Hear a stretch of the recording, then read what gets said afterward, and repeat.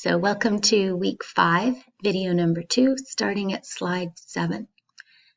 These slides talk about assertiveness and how you can make sure that your opinion is heard when you're having a conversation in the workplace. So the next few slides talk about what is assertiveness and some things that you should be able to do if you are assertive. I invite you to slow down and take a look at these as you're going through. Now I'm going to teach you a strategy that you can use to make sure that when you are communicating in a conversation, that your opinion is heard and you're being assertive. So this is a little acronym, OMER or OMER.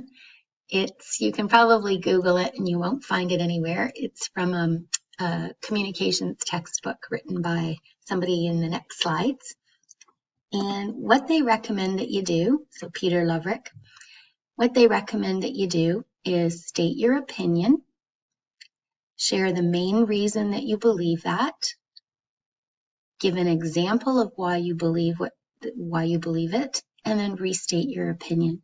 And that's a way to assertively make sure that you are heard. Clearly, assertively make sure you're heard. And so here's their example. So pause the video and as you go through it and read the slides.